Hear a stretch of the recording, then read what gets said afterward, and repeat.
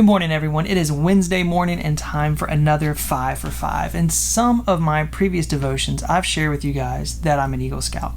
And one aspect of the scouting life that has stuck with me all of these years is the Scout motto, which is be prepared. You know, there's a term that's kind of fashionable right now called everyday carry, or EDC. Websites are out there where people kind of post what it is that they carry on their persons daily. You know, for me, my everyday carry is a phone, it's a wallet, and it's a pocket knife of some sort. I always have a pocket knife on me, unless I'm working out. It's about the only time.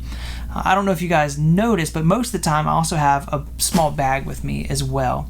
And I think that's probably a kickback to my scouting days as well. You know, in this bag I have other stuff that I feel like would be useful to have on hand. I don't have anything planned in particular for these items, but just know that if things go crazy, I'd like to have these things around to handle the situation. So let me show you some of the things in the bag that I carry on me regularly. I have my Bible, right, that I carry with me all the time.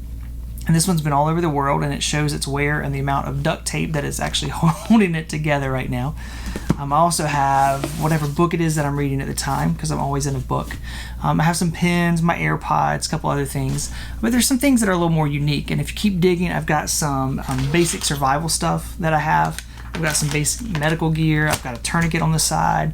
I have at least one backup knife in my bag all the time too. And usually, you know, I don't let this bag get too far from my person. It's kind of like a grown-up security blanket for me.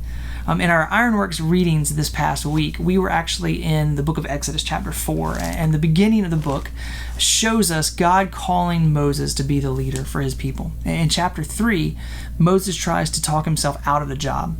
The reading this week was the first chunk of chapter 4. Again, we see Moses trying to talk his way out of the calling of God. In Exodus 4:1, we actually hear Moses say, "But behold, they will not believe me or listen to my voice, for they will say, 'The Lord did not appear to you.'"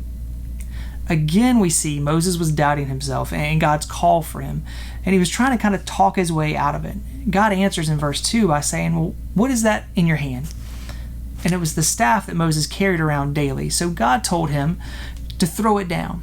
And it turned into a snake, which freaked Moses out and made him run off. But God told him to pick it up by the tail, and it turned back into his daily carry staff. You know, God wasn't through with just that one sign. He told Moses to put his hand into his jacket, and when he pulled it out, it was leprous. It was gross. And when he put it back into his jacket again, it came out healthy and well, just like it started. God was using the everyday carry items from Moses as a sign for the people. They would know that God was speaking through Moses because of these supernatural signs. But that's not the whole story. You know, as I read through the beginning of Exodus, I find a very reluctant leader in Moses who's not very confident in his own abilities or God's call on his life. I think God used everyday items of Moses to prove his presence to Moses just as much as he proved his presence to the people. Moses needed to be reminded of who was at work, and it was God. Where Moses was weak, God would shine through. His call was not by accident, and it could not be denied, so God reinforced Moses through those everyday carry items. You know, as we look at this passage, I think we can all identify with Moses. I don't care if you are the most confident leader in the entire world. On the outside, internally, you're still going to fight with some doubt and some inadequacies. Just like Moses needed God to use his everyday carry for encouragement, God still does the same for you and I. He has put things and people, I guess, in our lives to be the signs of his daily presence.